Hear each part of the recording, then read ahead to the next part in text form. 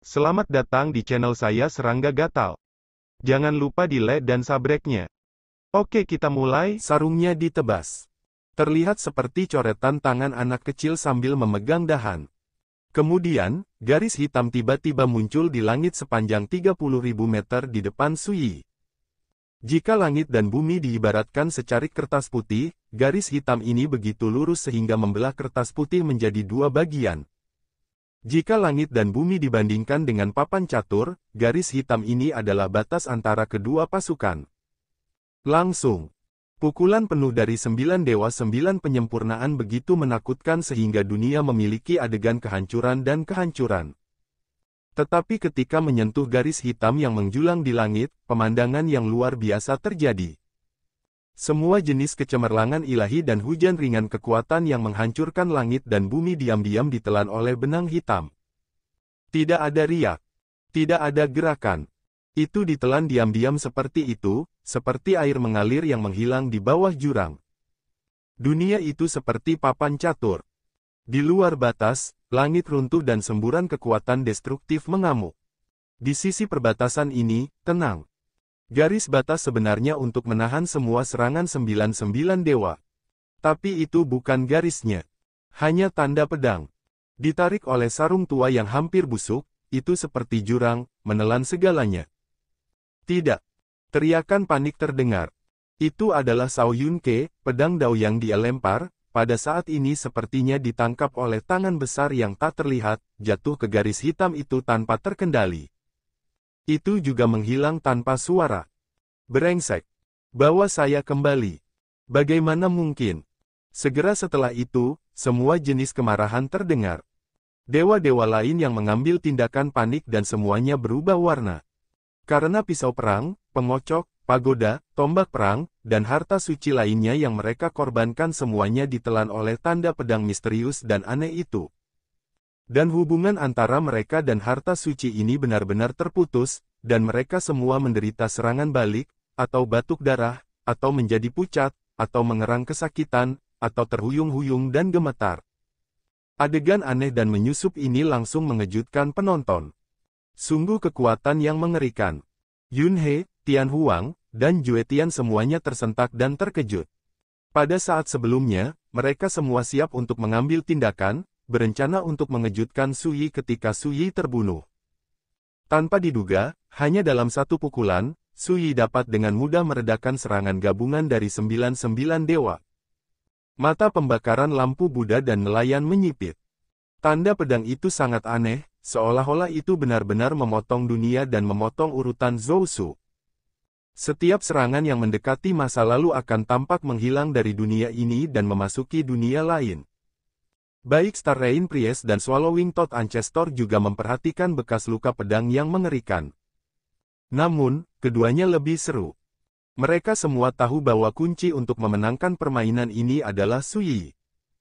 Begitu Sui mengalami kecelakaan, itu berarti dia benar-benar kehilangan permainan ini. Untungnya, Sui tidak mengecewakan mereka. Hentikan saja. Mayat berlumuran darah dan Siming tidak bisa menahan diri untuk tidak tersentuh, bahkan tercengang. Serangan gabungan dari 9 dewa 9 penyempurnaan sudah cukup untuk membuat salah satu dari mereka merasa putus asa. Tapi Sui, hanya menggunakan sarungnya untuk melautkannya, tidak diragukan lagi terlalu luar biasa. Di Gunung Mingkong, Sining, Gunung Sijing dan orang-orang klan Si kuno lainnya tidak dapat menahan perasaan berjalan melalui gerbang neraka. Jika pukulan tadi benar-benar dilepaskan, mereka semua akan mati, dan Gunung Mingkong akan musnah dari dunia. Untungnya, semua ini tidak terjadi. Pedang, memotong urutan Zhou, dan merobek celah ruang waktu. Terlalu mengerikan. Dari mana asal sarung itu?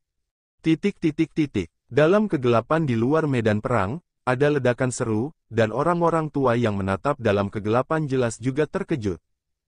Dengan satu pedang, membelah waktu dan ruang. Ini adalah alam para dewa. Bahkan harta abadi tidak bisa melakukan ini. Di bukit yang tidak mencolok itu, Dai In Black membuat ledakan yang jarang terjadi, dan berseru dengan marah, sarung itu adalah barang terlarang. Dan itu tidak sebanding dengan barang terlarang biasa. Waktu dan ruang, yang pertama mewakili urutan waktu, dan yang terakhir mewakili urutan ruang. Dan di dunia domain dewa, perintah Zhou Shu sangat kuat, bahkan dewa-dewa yang abadi tidak dapat benar-benar mengobrak-abrik ruang dan waktu. Kalau tidak, orang-orang tua di ruang dan waktu terlarang yang bukan milik era ini takut bahwa mereka telah lahir, jadi mengapa menunggu sampai sekarang? Tapi sekarang, hanya dengan sarungnya, Su Yi membuka bekas luka ruang waktu yang lama, seperti membuka portal ke ruang dan waktu yang berbeda. Siapa yang tidak terkejut dengan ini? Justru karena inilah serangan gabungan dari 9 dewa penyempurnaan akan menghilang secara diam-diam. Karena pedang itu, ia memotong langit dan bumi dan menciptakan celah dalam ruang dan waktu. Ketika 9 dewa menyerang, itu seperti memukul dunia lain. Bagaimana Su Yi bisa terluka? Mencuri ayam tidak akan dikenakan biaya beras, Anda pantas mendapatkannya. Pria tua itu mendongak dan tersenyum. Pukulan ini tidak hanya menyelesaikan serangan, tetapi juga melahap prajurit abadi dari 99 dewa. Kerugian seperti itu tidak terlalu besar. Antara langit dan bumi, tanda pedang misterius dan aneh itu menghilang. Semuanya seperti tidak terjadi apa-apa. Tapi siapa yang benar-benar berani berpura-pura tidak terjadi apa-apa? Ketika mereka melihat Su Yi lagi, mata semua orang berubah, dan ekspresi mereka penuh kejutan. Terutama ketika mereka melihat sarung tua dan lapuk yang dia pegang di tangannya, hati orang-orang tua itu gemetar. Selundupan mengerikan macam apa ini? Beri kamu kesempatan, pergi sekarang, dan aku bisa berhenti di situ. Su Yi berkata dengan ringan. Pernyataan yang meremehkan, tetapi banyak monster tua bergerak di dalam hati mereka dan mendengar rasa yang berbeda. Karena sarung ini sangat kuat, mengapa kamu tidak mengambil kesempatan ini untuk memulai pembunuhan besar-besaran? Dewa-dewa Tianhuang mencibir, mungkinkah sulit menggunakan harta ini dengan kekuatanmu? Spekulasi semacam itu menyebabkan perubahan halus dalam ekspresi banyak orang. Su Yi tersenyum dan berkata, kamu benar. Dengan kekuatanku saat ini, memang sulit untuk mengerahkan kekuatan sebenarnya dari benda ini, tapi... Dia mengangkat matanya dan menatap Dewa Kehancuran, jika aku benar-benar bertarung sampai akhir, mungkin aku akan membayar harga yang mahal, tetapi harga yang kalian semua bayar ditakdirkan untuk lebih berat dariku. Saya tidak percaya. Shao Yunke berkata dengan dingin, aku hanya tahu bahwa ketika kamu, Li Fuyu, memiliki kekuatan untuk bertarung di pertempuran pertama, kamu tidak akan pernah menyerah. Dan konsesimu sekarang hanya berarti bahwa kamu telah mencapai titik di mana kamu kelelahan. Banyak monster tua yang memahami temperamen Li Fuyu tidak bisa menahan diri untuk tidak mengangguk. Memang, ketika Li Fuyu meninggal di medan perang tanpa akhir, dia tidak pernah menyerah atau berkompromi bahkan ketika hanya sedikit sisa yang tersisa dalam pertarungan. Dan sekarang, Su Yi, reinkarnasi dari Li Fuyu, sebenarnya menawarkan untuk menghentikan ini, siapa yang akan percaya? Melihat ini, Su Yi tidak bisa menahan tawa, dan berkata jadilah pintar, kamu dalam permainan catur, kamu hanya bidak catur di mata orang lain, dan aku memilih untuk berhenti, bukan karena aku tidak berani untuk membunuh, tapi aku tidak ingin membuang energiku pada kalian. Itu hanya pada bidak catur ini. Ekspresi orang banyak tidak pasti. Pernyataan Su Yi tidak mengkhawatirkan, orang-orang tua itu juga menyadari betapa banyak mata yang menatap ini dalam kegelapan. Begitu Ruo Zhen dan Su Yi pergi berbelanja dan keduanya kalah, pada akhirnya hanya akan menguntungkan orang lain. Hidup atau mati, kamu yang memilih. Su Yi menjentikkan sarungnya dengan ujung jarinya, dan melirik penonton, saya hanya punya satu kata, akankah saya mundur? Untuk sementara waktu, Dewa-dewa Yunhe dan yang lainnya ragu-ragu. Saya harus mengatakan bahwa setelah melihat sarung Su Yi yang menakutkan, itu benar-benar menyebabkan dampak yang besar bagi mereka, dan mereka sangat cemburu.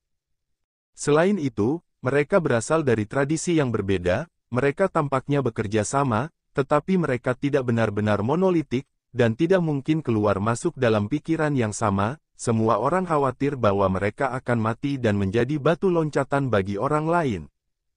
Karena itu, akan ada keraguan, dan tidak ada yang berani bertindak gegabah. Tetapi jika mereka disuruh berhenti di situ, mereka tidak akan mau. Untuk sesaat, konfrontasi ini membeku di sana. Suasana kemudian menjadi sangat menindas. Dan sikap Suyi yang kuat dan menghina juga menarik perhatian penonton.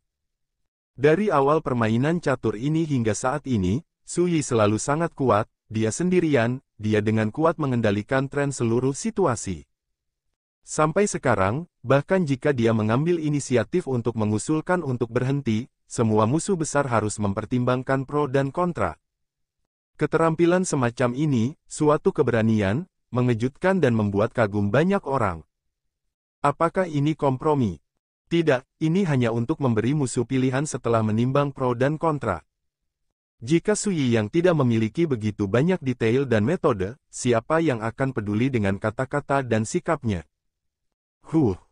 Tiba-tiba, ada dengusan dingin antara langit dan bumi, benda catur apa, permainan catur apa, dengan kursi ini di sini, bagaimana mungkin orang lain memanfaatkannya?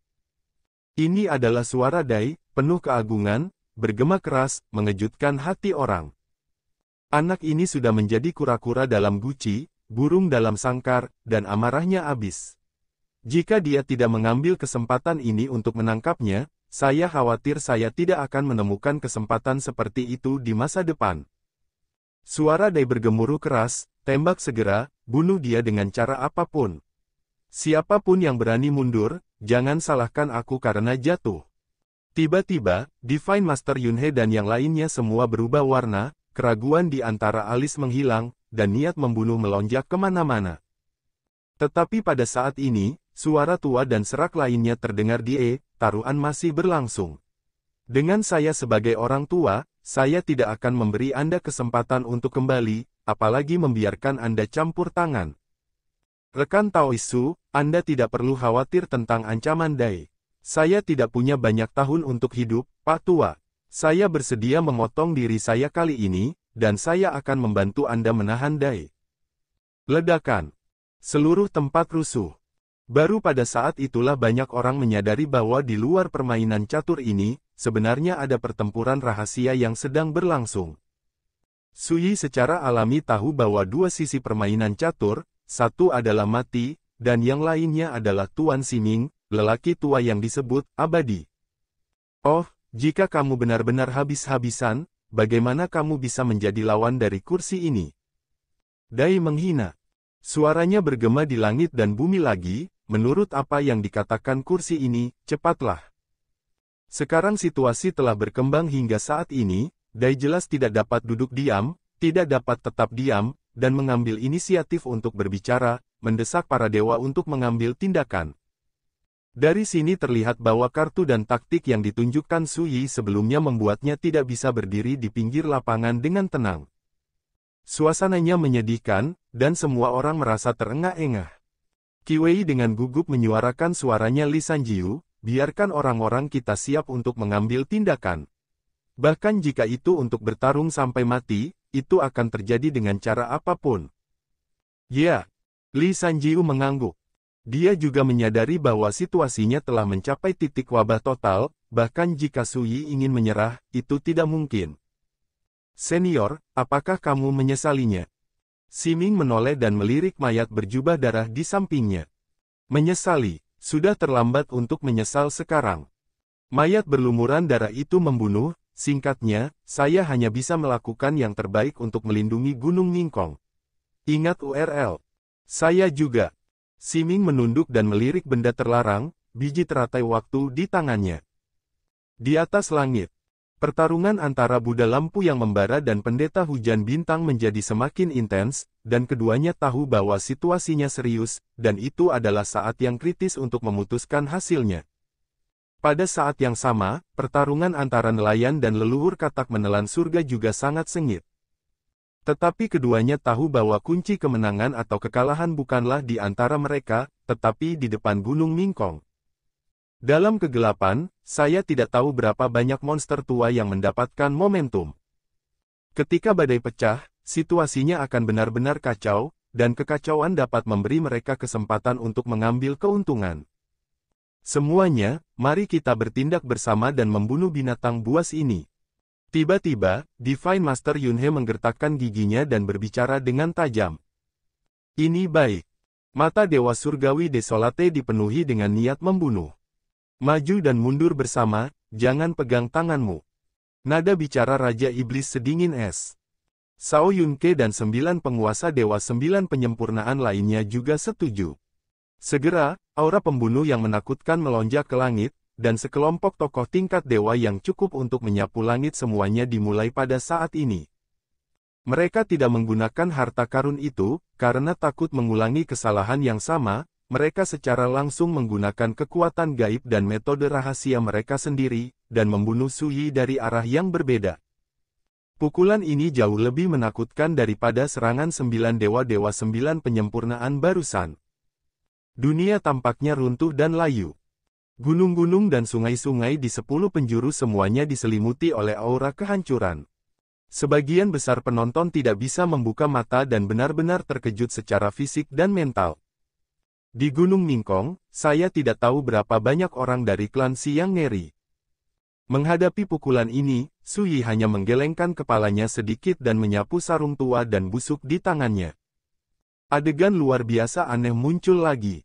Tanda pedang hitam yang aneh membelah waktu dan ruang, memotong langit dan bumi, dan menelan semua serangan para dewa.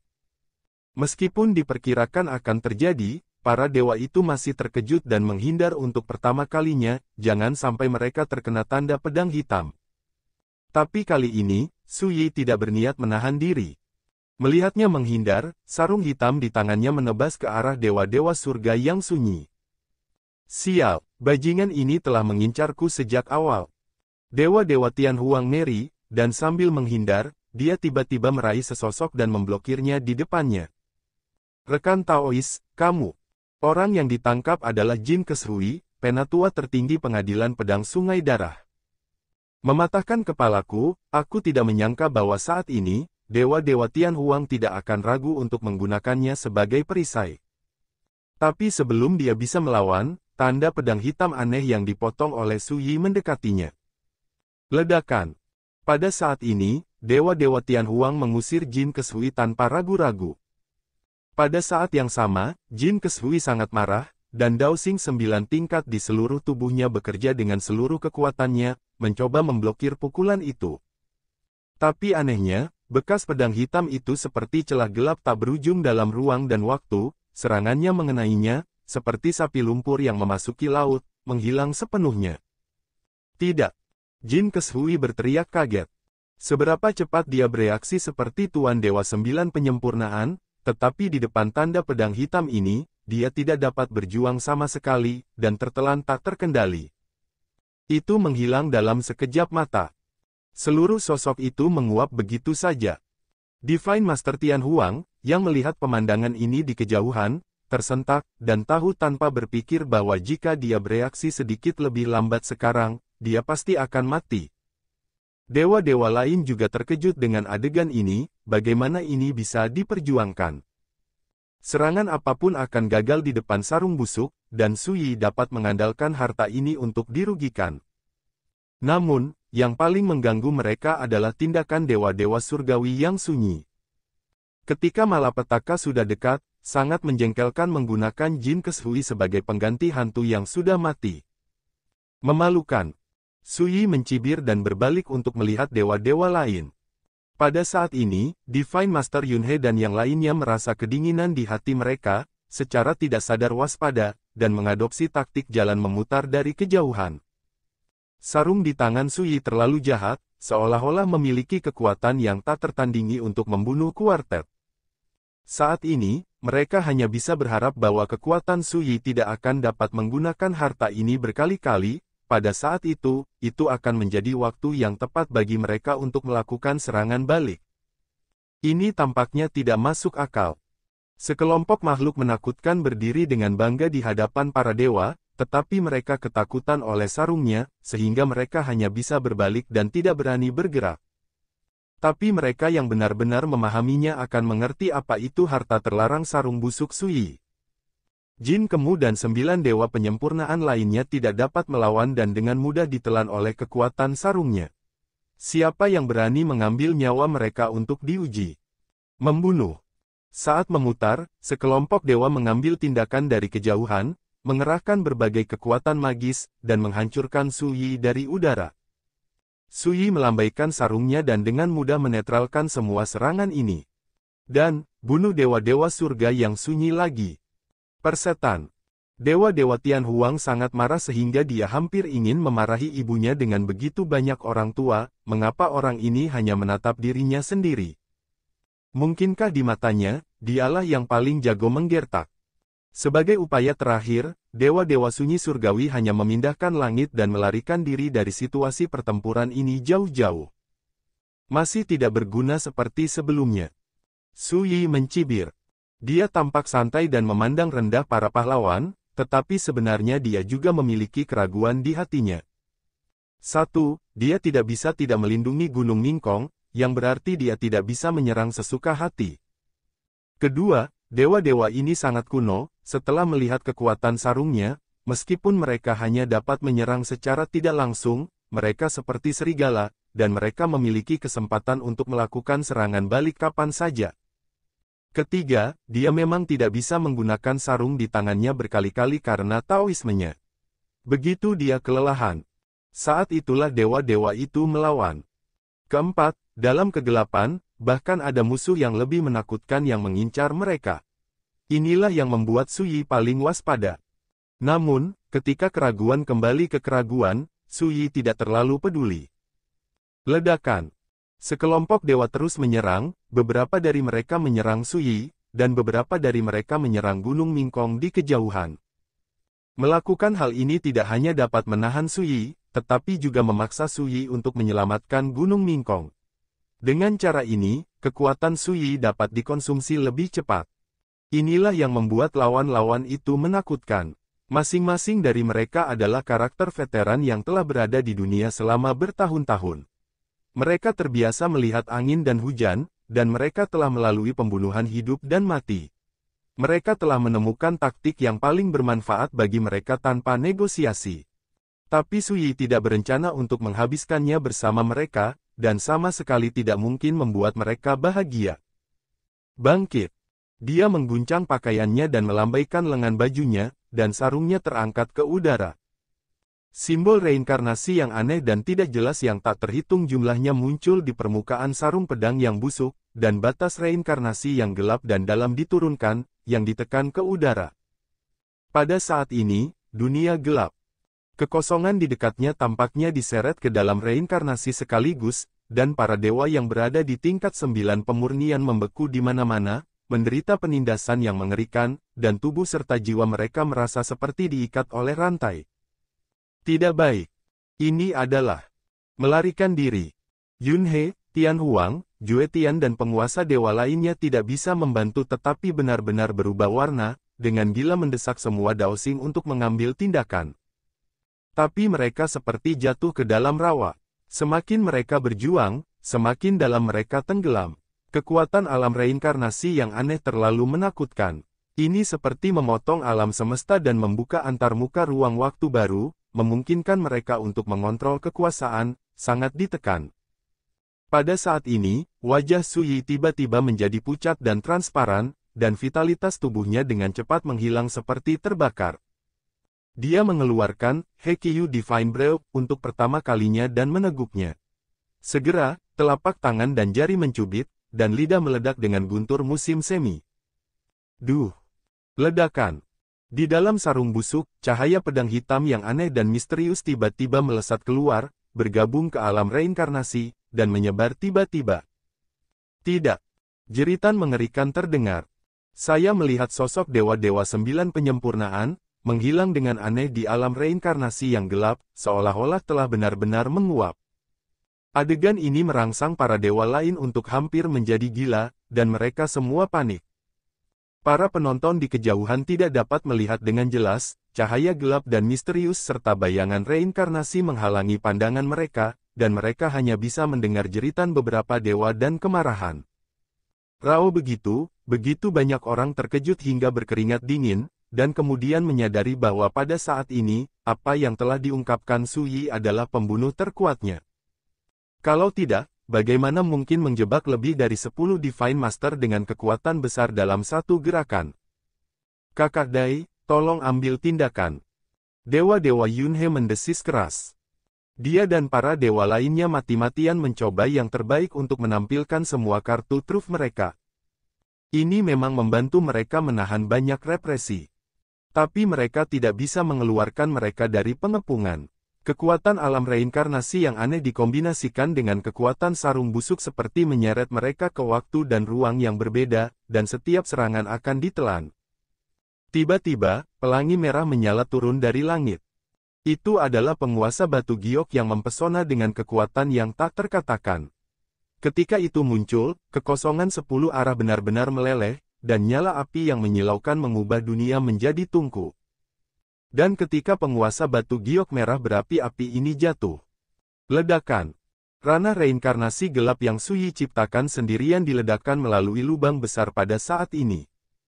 Dewa-dewa Yunhe dan yang lainnya yang terjebak di dalamnya memanfaatkan kesempatan ini untuk melarikan diri seolah-olah mereka putus asa untuk pertama kalinya. Suyi batuk darah, dan sosoknya bergetar hebat. Pukulan ini juga memberinya pukulan berat, menderita serangan balik, dan menderita kerugian besar. Sekian dulu dari Mimin. Terima kasih.